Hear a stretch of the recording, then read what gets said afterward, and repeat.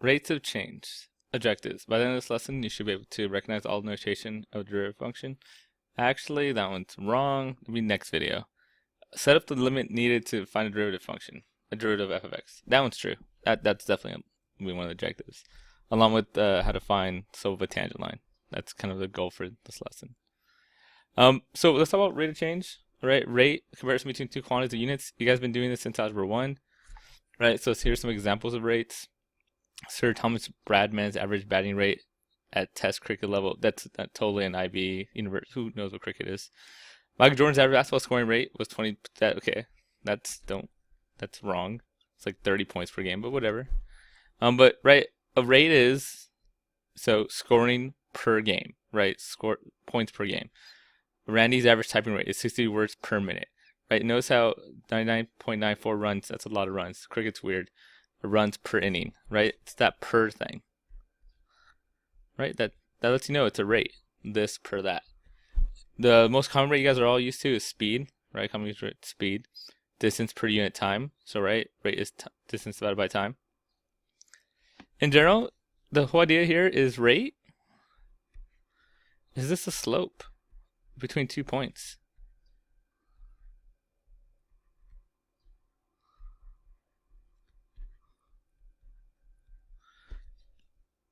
Right? If you have, it takes an hour to travel this direction, and it takes you, and you've gone up 60 kilometers, right? How do you find out your rate of this? It's rise over run, right? Slope, right? 60 kilometers per 1 hour. So rate is just slope, right? You find 2 points. You want to find the rate between those 2 points. You do the slope equation. So that's what rate is. Now a little more detailed. What if I want the instantaneous rate of change? So what does that mean? It wants that wants the slope at a single point.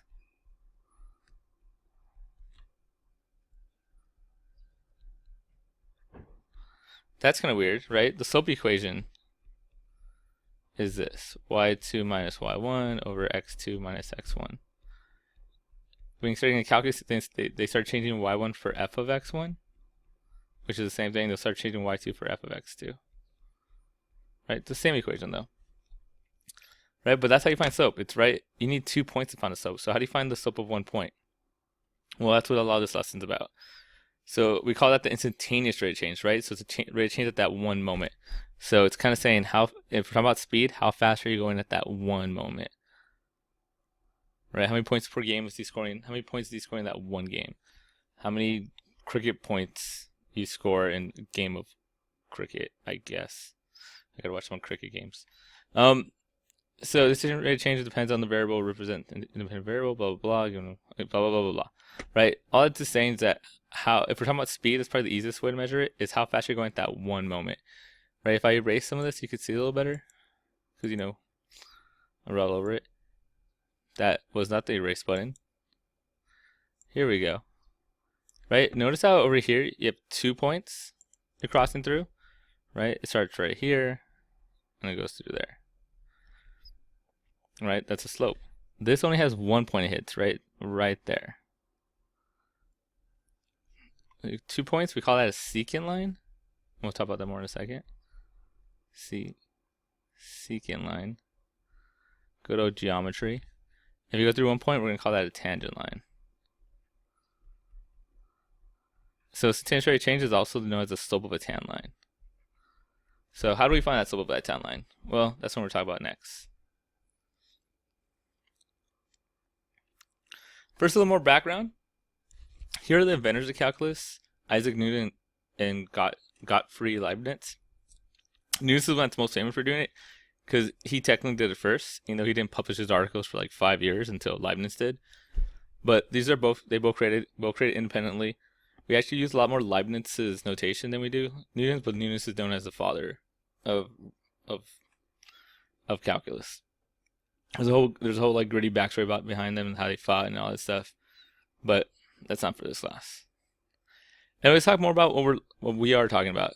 the best way to describe what we're learning about, which is the study of rates and change, is here's my roller coaster. Right, calculus is generally the study of rates of change. So what I was talking about earlier, let's say here's your roller coaster on this point. You want to see how fast it gets from that point to this point, like on average, how fast is it going? Right?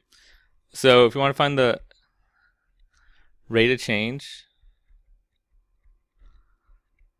right, from those 2 points, like, oh, how fast is that roller coaster traveling from there to there? Right? What we always do, right? We find the slope. So you draw a line between these, draw a line. You guys understand the trouble of drawing a line on this thing is. So we're gonna draw a line between these 2 points. I could do it. I could do it. Close enough. Right, so you draw a line between those 2 points and you find a slope. y2 minus y1 over x2 minus x1. Right? General slope, that's an awful, awful line. I know. Sorry.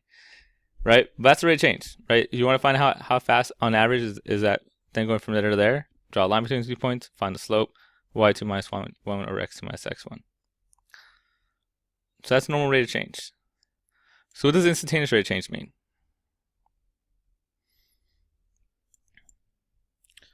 Well, instantaneous rate of change means how fast you're going at the exact moment. So if I want the instantaneous rate of change, let's say right here. Instantaneous rate of change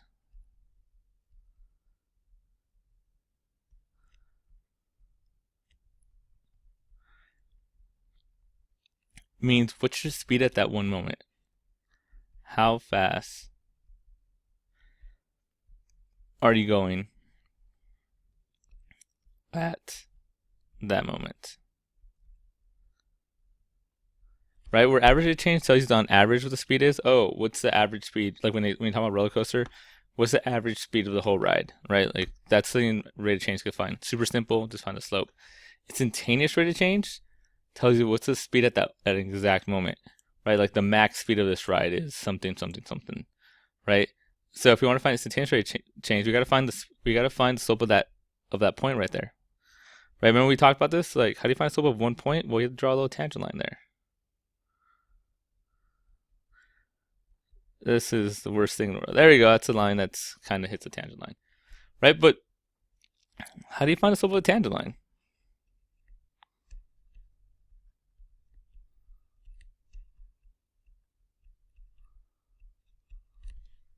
Right? This is where calculus comes in. So I'll give you the general idea behind it, but then we'll talk about it more in a second. But the general idea is you can't find the slope of 1 point without calculus. What you do is you find the slope of 2 points. Also works much better if we draw a straight line. Hey, not bad. Right? So that's the slope of 2 points. Find that. You can do that. Psh. Then you can find the slope of, how about you get a little closer? Find the slope of these 2 points. Right? And let's just do an example. Let's say the slope of this first point was like 6. Negative 6 going down. And slope of this point was like negative 5.5. Let's get a little closer. Let's say that one was like negative 5.2. I know how awful it is going to tell me. Then you get a little closer. And so that one's negative 5.2, 5.15. And then you get a little closer. I realize, guys, it looks like Medusa's head or something right there, but I'm trying. Look at what I'm thinking, not what I'm writing, because it's awful. Right, 5.13. Right, let's get a little closer. That's negative 5.1. So, right, I start off with that, and then I got a little closer, I got that. I got a little closer, I got that. I got a little closer, and I got this. I got a little closer, and I got this. Right, if you look at it, if I keep on getting closer and closer, doesn't it look like I can't even make that a straight line. Doesn't it look like it's gonna get close to negative 5? You know what that is? That's the limit. Right, so we take the limit of all the slopes of secant lines.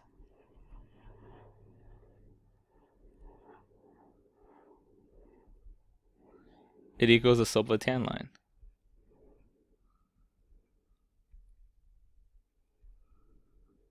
And that's how you find the slope of a tan line. You take the slope of all the little secant lines, and then you take the limit of all the slope of the secant lines, and then you get a tan line. That's the way it's going to work. Right? So as I got closer and closer and closer, it got closer and closer to -5. So that's going to be the slope of the tan line. Let's show you with a better picture in a second after I do this. Right? So first, so here's the secant line. You can kind of see that blue line. I would highlight it, but then you just make fun of my line again, so I'm not going to. But you can see in blue right there.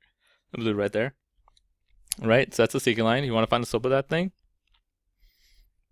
Right? Slope's going to equal, right, y2 minus y1, so f of x minus f of a over x2 minus x1. Right? This is normal slope. Don't worry about x minus a, sorry. Right? Don't worry about that stuff. That's just normal slope equation. So that's the secant line. A tangent line hits it at one spot. Right? That's a tangent line.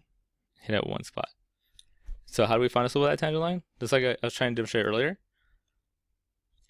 Right? You find the slope of the secant line right there. Look at that blue line. Then you get a little bit closer and a little bit closer.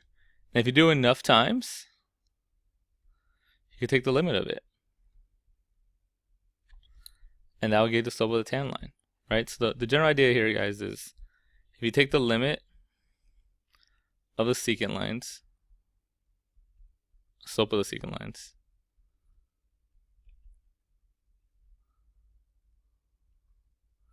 it equals the slope of the tan line.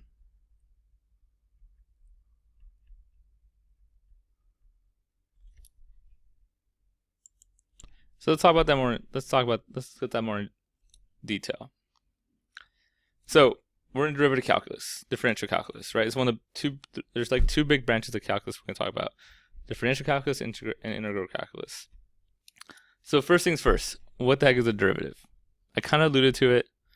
But when I say derivative, we're talking about three things. The one I've been talking about right now is right. The ones you heard so far is instantaneous rate of change, which means how fast you're going at that one point. Also, slope of a tan line. Right, those are two big ones I want you to know for this class. Limit of difference quotient, that'll make more sense if you ever take calculus or AP calculus. But really for this class, when I say derivative, I want you to know two things. That it's an instantaneous rate of change, so how fast is the thing going at that one moment, or how fast is the thing changing at that one moment. It doesn't have to be speed, it could be anything. And it's also slope of a tan line. Oh, and I realize, I hope if you actually see the words. I'm working on it.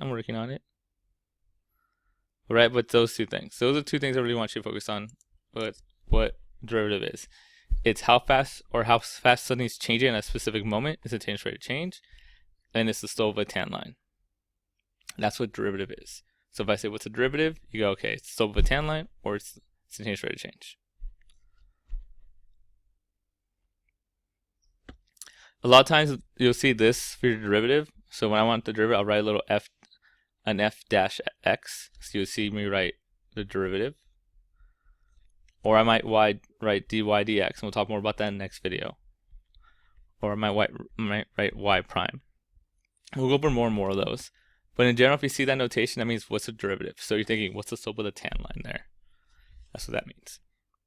And let's do that. Let's do our first example. Now they should have f of 4 value. They should tell you what f of 4 is, but they don't give you the y values here. So I'll just do it. Here's 1, here's 2, 3, here's 4.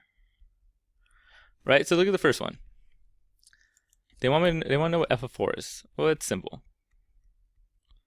Right? F of 4, here's 4, go to the point. 2. Done. The next question is, what's f prime of 4? Right, little dash. Now remember, what does that mean? It means instantaneous rate of change, or in this context, slope of the tan line. So this is how we're going to find it. Right? So here's my graph. See how this thing hits it at one spot? That's a tan line.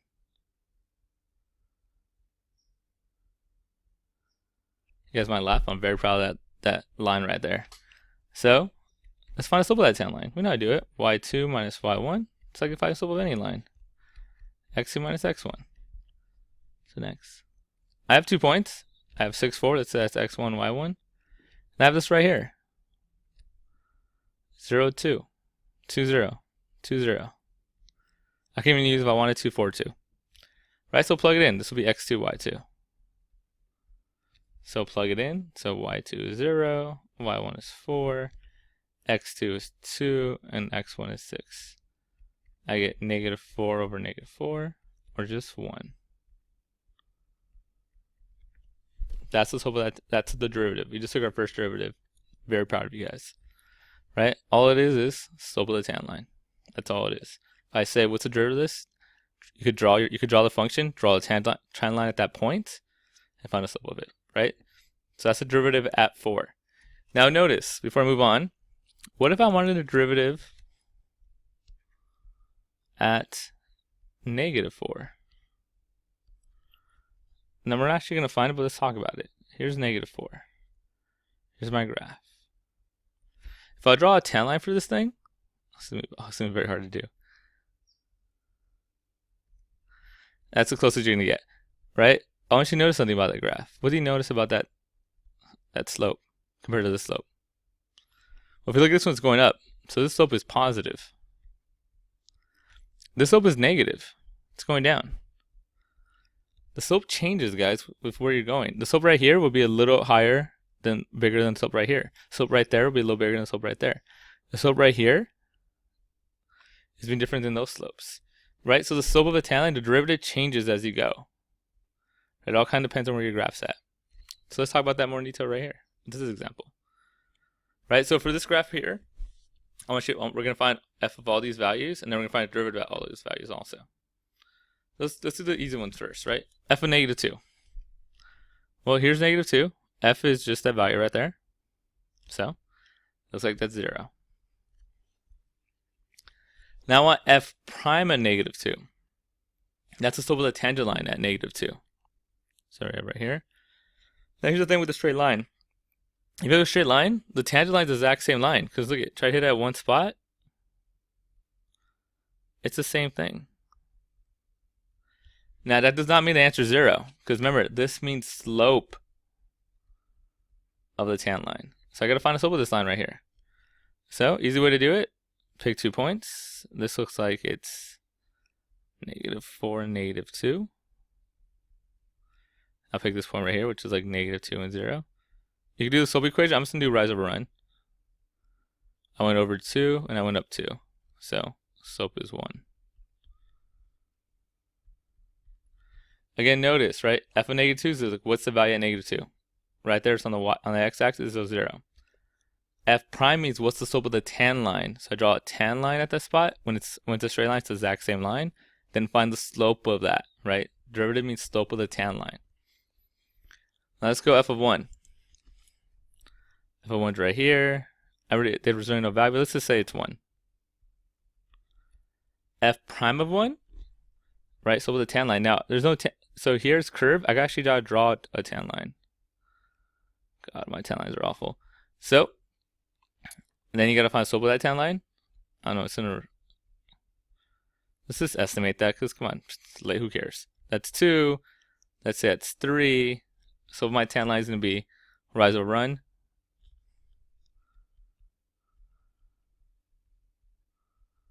So 3 over 2. Again, now it's an estimation. Anytime it's a curved line, it's just gonna be an estimation anyway. Let me erase this so we could see the next one. Just a little bit. Let me erase all of it. There you go. My erase game is strong, at least. So f of 2. So here's f of 2. Remember, when it's like that, you want the closed circle. So f of 2 right here is 4. F prime of 2. What's the slope of the tan line at 2? Look how it's all funky. You can't find it, right? Do I draw it here? Do I draw it there? Also, if you can draw it there, how do I draw my tan line? I can go anywhere. You can't, guys. If it's discontinuous like this, you can't draw. You can't take a derivative of this thing right there. So, it does not exist. Yay, mean girls. She was lucky. F of 4. F of 4 is right there. Right, so the y value is this 3. And the next one, f prime 4, right? So what's the slope of the tan line at 4? So when you see prime, remember it's slope of tan line. So we go to 4. Now, remember, if you draw how you draw a tan line with a straight line, it's the line itself. And what's the slope of a horizontal line? 0. Remember, if it's a line like that, slope is 0. If a line's like this, slope is like no solution, no slope. So that's how you find slope. That's how you take a derivative when I give you a graph. If I give you a graph, I want to take the derivative, just draw tangent lines and find the slope of them. Because the derivative means slope of the tangent line. Okay, so now we know how to take the derivative of a graph, right? So if I give a derivative graph, slope of the tan line, no matter where I want it, just draw a tan line, find the slope of that tan line. Algebra 1 stuff. Okay, how about if I give you a function, right? No graph. So if I want to find a derivative, right? Instantaneous rate of change. So I want to know if I want the speed or the change of that one at that one moment, or if I want to find the slope of a tan line at that one spot. How do we do it with the function? Well, we use this formula right here. It's called the first principles. My box games is as good as my line game. So this is called the first principle. So if look at it, right? F prime of x equals the limit as h goes to 0, f of x plus h minus f of x all over h. So what that is, that's a fancy way of finding the slopes of the secant lines. That's all it is, right? Like I said, way up here, right? That you can see because my pictures are awful. If you draw lots of secant lines, you get closer and closer to a single point, and you take the limit of those lines, you're going to get the slope of a tan line. And that's what this thing's doing right here. It's just find the slope of, find the slope of all the tan lines, and we're taking the limit of that. Now, when we use this, using this is not that bad. You just kind of plug in the formula and do some algebra. The thing that people have a hard time with is this right here. F of x plus h. People freak the heck out with that. So let's do a couple practice ones right here. Let's say f of x equals 2x plus 3. I want to know what f of 1 is. Easy, right? 2 times 1 plus 3. Good, great, solid. F of triangle? We'll just plug triangle for x. 2 triangle plus 3. How about f of h? Well, let's plug in h for x. 2h plus 3. So how about f of x plus h? Right? Just like everything else, all you've been doing is plugging in for h. Do the exact same thing for x plus h, right? You plug x and h, x plus h, in for x there. So it should look like this. 2 parentheses x plus h plus 3. That's how you plug in x plus h. Don't freak out by the fact that it's x plus h. It works the same thing as anything else, right? All you do is plug in for the variable x. Right? Anywhere you see an x, plug in x plus h. So let's actually use this function. Let's actually do this, right? Let's find the derivative of this function here, x squared plus 1, using the definition of a derivative, the limit definition of a derivative. So this is the way this works. All right, so I'm gonna write down, okay. We're gonna do f prime of x. Now, the limit, let's write the limit down. Limit as h approaches 0. On the bottom, it's just h. That's just a variable. It could be x, it could be a, it could be w, it could be anything. They choose h, so it's h. Let's do this part. Let's talk about it. We just talked about it. Let's put it into action now. So here's my x. I'm going to plug in x plus h in for the x there. So this is going to be x plus h squared, right? All I did was plug that in for the x there. Don't forget the plus 1. That's still part of it. Plus 1. Right? So all I did was plug in x plus h for the x. There's still plus 1. And that's that part. Done. Minus f of x. So minus. Now, there's two very important parts that people mess up on. The first one is x plus h. People have a hard time with that. The second is minus f of x. They could do that. What's f of x? It's this thing. What they forget to do is to parentheses. Don't make me hate you. Make me want to kill small puppies. Put your parentheses. Right? So you plug in x squared plus 1.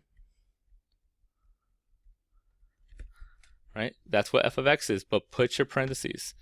If you forget that, you're going to be all wrong. That's the hard part of this. All we have to do now is simplify it. Okay. So we have to simplify x plus h. Okay, sorry. Before we simplify, remember we're doing a limit, right? So all the same limit rules apply. plug it in. Well, if you plug in, you get a 0 on the bottom already, so you know it's not going to work. You can plug a 0 there, it's just not going to work. Everything's going to kind of cancel out, right? So it doesn't work. You could try plugging 0, doesn't work, we got to fix it. So I shouldn't have skipped that step, but yeah. If you plug it in, it's not. I'll tell you right now, it's not going to work. So we got to simplify it first. So let's simplify this side. And again, don't do bad algebra. X plus h is not x squared plus h squared, right? It doesn't work that way. You actually got to multiply x plus h times x plus h. And when you do that, we distribute. We don't FOIL in my class. X squared plus xh. Same thing down here, plus xh plus h squared. You can add the middle 2 up. And you're going to get x squared plus 2xh plus h squared. Don't forget that plus 1's still there, right? Don't forget that's still there. We're going to distribute this negative into both of these. So negative x squared minus 1. Again, that's why it's so important to distribute, to put the parentheses. All over h, limit is h equals 0. Now remember my goal here, guys, it's this normal limit. It's a limit problem. So what do I want to do? I want to be able to plug in 0. I can't do that right now because there's 0 on the bottom, there's 0 on top. It's going to mess everything up. So I'm trying to simplify it. So we expanded the top, we expanded the bottom. This is my favorite part, right? Now look at what happens. Hey, there's an x squared and a negative x squared. Those cancel. Hey, there's a plus 1 and minus 1. Those cancel. Look what you have left over. Limit as h approaches 0 of 2xh plus h squared all over h. Now remember, I want to plug in h. I want to plug in 0 for my h. I can't do it still. Hey, but what do you notice about the top? That's right, they will have an h. I can hear you. That's kind of creepy. I can't. So anyway, we get this, right? And now the h's cancel out, and I'm left with the limit as h approaches 0 of 2x plus h. And finally, now I can plug my 0 in. Now there's no issues, and I just get 2x. And that's the derivative of x squared plus 1. Derivative of x squared plus 1 is just 2x. What does that mean? Well, let's talk about it. Right? X squared plus 1 looks kind of like it's a parabola up 1. And this is saying that the derivative at any spot, if I take the derivative here, so that 10 line, take the derivative here, right? The slope of those lines right there is 2x. So if I want the slope of the 10 line at 4, you just got to plug in 4. So around like 8. Makes sense, like maybe 8. If I want at negative 2, I just got to plug in negative 2. And I'll get negative 4. Again, notice it's going down. Makes it plausible. Negative, going up. Positive, positive. Let's look at right here at 0. Well, look at the tan line there. It's a straight line. It should be 0. 2 times 0, 0. So that's all this is. This is an equation to find the slope of at any point of an x squared plus 1 graph, right? So the slope at any point of x squared plus 1 graph is 2x. You just got to plug the x value in. And that's the derivative. So that's our first derivative of a function. Let's do another one. Another 2 maybe. Just so. So this one, exact same. Let's just run it back, do it again. Right, notice how it says find dy dx. That's the exact same thing as saying f prime or y prime says take the derivative. So let me write down the formula so we can try this one. Limit as h approaches 0 of f of x plus h minus f of x all over h. Now again, sorry, it's the second one. We know how this, right? So if I want limit as h approaches 0, let's plug our stuff in, right? Now x plus h means plug in x plus h for the x's. I have 2 of them this time. Doesn't matter. X plus h squared plus minus 3 times x plus h. Right? That's all this part right there. Right? I plug x plus h into both of them. And now I gotta use the formula. Minus f of x. Now remember, we talked about we're gonna use parentheses. What's f of x? F of x is just this function right there. So x squared minus 3x. Right, parentheses. All over h. So What's next is what we always do. We simplify. So remember, this is probably the most annoying part because it's not x squared plus h. It is x plus h times x plus h. But once we do it enough, we know it's going to be x squared plus 2xh plus h squared. So let's just write this out. The limit as h approaches 0, that's going to be x squared plus 2xh plus h squared. Distribute this negative to both. Negative 3x minus 3h. Distribute this negative to both. Minus x squared plus 3x all over h. Again, my favorite part. Our whole goal here is, right, all that we're doing is like a fancy way of doing a limit, right? That's a derivative. We're trying to find the slope of all the secant lines. That's a fancy way of doing that. Right, our whole goal is to do a normal limit. I want to plug in 0 and get an answer. I couldn't do it at the very start because I have a 0 on the bottom and 0 on top. It's not going to work. I still can't do it here. But with a little luck, stuff cancels. This is so much fun. Right, so these cancel. Look at, there's a negative 3x and a positive 3x. General rule, anything without an h is going to cancel. But that's a general rule, if you do it correctly. So, we end up with that. So we have limit as h approaches 0 of 2xh plus h squared minus 3h all over h. Again, I still can't plug 0 in because of h on the bottom. If I plug it in, I'll have all h's on top. But we could factor. These all have an h, so you factor out the h out. 2x plus h minus 3 all over h, which is going to cancel out. And once they cancel out, right, all we're left with, I'll rewrite so you can see a little better. All we're left with is this, the limit as h approaches 0 of 2x plus h minus 3. Right, remember my whole goal is I want to plug that 0 in for h. That's the whole thing I wanted to do. So you plug it in, and we get 2x minus 3. So again, that's my derivative at any point. Right, so the derivatives of these things look like 2x minus 3. That's the whole idea. So we're going to quickly go over some things like right here. I'm not going to spend too much time on it. But the idea behind this stuff is the same idea, but now instead of just saying what's the derivative, they'll give you a point. They'll tell you what the a value is. Like, look at this. Probably best example is look here. Oh, use this, take the derivative of this, but use x equals 5. So we want x equals 5. And I cannot even circle things correctly. So I don't think I said that very well, but basically it's saying, right, let's take a derivative of this, and then I want what's the derivative at x equals 5. So there's actually two ways to do it. One way is just do what we've been doing, to do all that stuff, and then when you get here, just plug in 5. That's one way. Other ways to use this formula they have here, where instead of x, you plug in 5. That's the other way. I'll do one like that so you can see it, but it's not, honestly, I'll tell you right now, it's not my preferred way. My preferred way is to do what we've been doing, which we know how to do. Take the derivative, and then at the very end, plug in 5. But I'll try to do one real quick this way, because it's kind of obligated to. I signed an oath as a teacher. Well, I didn't sign one, but I made one up and then signed it. That's the idea. That's my personal problems. So, let's do this. So, if I want a derivative at 5, now again, look at the formula. I'm doing x squared plus 2x. So, this first part, right, just like I always, we're going to plug a plus h in for x. So, it's going to be squared.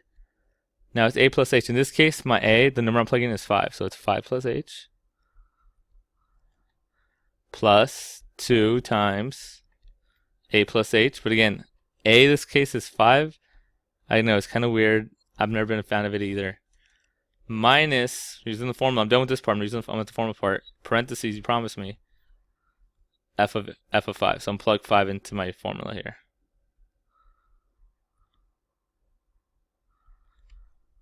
All over h. Again, not my favorite way of doing it, but I did want to show you because it is sometimes they do sometimes. And then what we do here is this simplify like we're doing. Remember, the way you simplify plus h is don't be lazy. It's 5 plus h times 5 plus h. Distribute, you're going to get 25 plus 5h plus 5h plus h squared. So 10h by the middle too. I could distribute this. I'm going to get plus 10 plus 2h. And then distribute the negative here. and I get minus 25. I'll probably just add, let me add these two first actually. This is 25 plus 10, so 35. So it's going to be minus 35. All over h, the limit as h goes to 0. Now a couple things happen. If you look at this and this, let me simplify a little bit. I get 35 plus 10h plus h squared. I guess I get 12h because these two. Minus 35. I know it looks like a mess. I'm sorry. Well, the whole point is to say 35 and negative 35 cancel out, and you're left with 12h plus h squared all over the 12h. Limit as h goes to 0. I cannot plug in 0 yet, right? So you factor it. Gone. I have a limit as h approaches 0 of 12 plus h. Plug in the 0, and I get 12. And that's how you get the answer. Again, not my favorite way. I think that 5 plus h and that gets confusing. So generally what I just do is I take the limit this way because it actually makes a lot more sense to me with variables. I don't know why. Kind of weird. I've been told. I don't believe it. And then plug in the 5. That's the way I do it. So 36 minutes. I'm going to do some really fast. This is the last one I'm going to do. And I'll do it the way I talked about. Like, you could do it with a plus h. I think it makes it kind of funky. I always just like doing it the old-fashioned way, which is just literally do it limit. That says limit of f of x plus h minus f of x all over h. Right? And all I'm going to do is x plus h goes everywhere there's an x. So this is going to be the limit h approaches 0 of 5 minus 2 x plus h minus, not this part, 3 x plus h squared. That's all this part, right? Everywhere there's an x, plug in x plus h. That's the way it goes. Then there's a minus sign, parentheses, right? And then you can plug in f of x, which is this, all of this. So 5 minus 2x minus 3x squared all over h. That was a mic falling. That's how good I am sometimes. So then here we just simplify it, right? Distribute the 2, distribute the 3. Oh, actually got to do x plus h squared first, and cancel stuff out. Let me do that off camera a little bit. So I did a little math out off camera, so it's very some time. But right, distribute the 2 to both of them. Right, this you have to do x plus h squared times x plus h. So you multiply that, you get this. Distribute the negative 3, and you get this mess down here. Looks ugly, but remember what I said. If you do this correctly, anything without an h should kind of cancel out. 3x squared's gone. 2x, positive 2x, minus 2x. Negative 5, positive 5. Right, and all you're left with is this. 2h minus 6xh minus 3h squared all over h. You know what you could do there? Because again, the whole goal is to plug in the 0. That's my goal in life most of the time, honestly. But here, right, I can't plug it in, but I could factor out an h. So pull the h out, negative 2 minus 6x minus 3h all over h. Those cancel. Now I can take the limit as h approaches 0, because remember h on the bottom, that messes me up. And if you do that, right, you can plug 0 in. So let me rewrite it real quick. Negative 2 minus 6h minus 3h. 6x minus 3h. That's going to be 0, because you plug in 0 for h. That goes away. And your derivative is just negative 2 minus 6x. Right? I did all that stuff to get negative 2 minus 6x. Now, don't forget the last step of this. Last thing we're doing before I stop today. X equals negative 2. So what we do is just plug it in to our derivative. So negative 2 minus 6 times negative 2 is negative 2 plus 12, or just 10. I think that's the answer. Now again, what did we find? We found the slope of the tangent line of this equation at negative 2. The answer was 10. Right? If I graph that thing, it looks something like this. And that's saying at negative 2, slope is 10. Checks out. Right? That's how fast you're changing right there. That's the slope of the tangent line right there. All that good stuff. That's it.